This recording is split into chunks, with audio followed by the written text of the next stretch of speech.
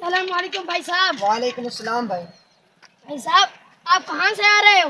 یار عاظم بھائی کے پاس گئے تھے اور ملاقات بھی کرنی تھی اور یار بھوک لگی ہوئی تھی، میں نے کہا یار کچھ کھا لیں گے اور وہ بھائی ملا بھی نہیں ہے اور اس لیے یار اب واپس گھر پہ جا رہے ہیں۔ یار یہ سیٹیاں کس کی توڑی ہیں؟ یہ تو وہاں سے توڑی ہیں، کس کی کھڑی تھی ہم نے توڑ لی ہیں۔ وہاں سے توڑ لی ہیں، کیا ہو گیا یار؟ یار یہ تو غلط بات ہے۔ کیوں غلط بات ہے بھائی؟ آپ کون سے مولوی ہیں غلط بات ہے؟ وہاں سے توڑ لی ہیں تو کیا ہو گیا اب؟ یار آپ آؤ یار عاظم بھائی کے پاس جاتے ہیں، دعا کرو وہ گھر میں موجود ہو یار، جی اس سے ملنا ہے۔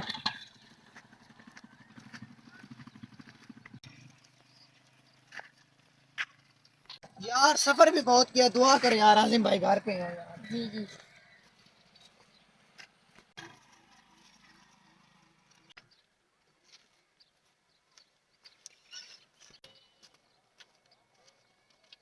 عاظم بھائی، عاظم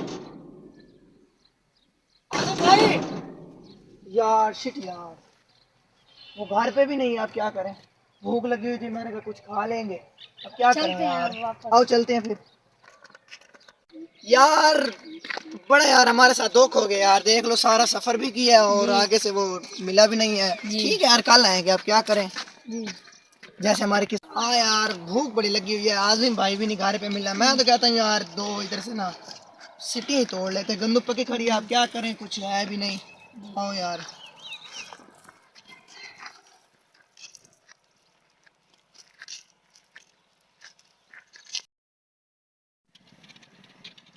السلام علیکم بھائی صاحب۔ وعلیکم السلام بھائی۔ بھائی صاحب آپ کہاں سے آ رہے ہو؟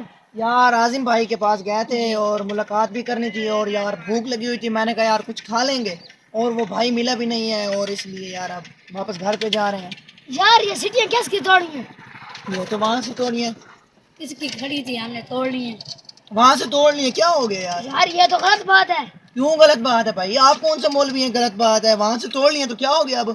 یار آپ میری بات نہیں مانتے نا، میں آپ کو قاری صاحب کے پاس چلو لے جاؤ قاری صاحب کے پاس، یہ کون سی غلط بات ہے بھائی؟ آؤ قاری صاحب لے چلا میں۔ آؤ تمہیں قاری صاحب کے پاس لے کے جاتا ہوں۔ السلام علیکم قاری صاحب۔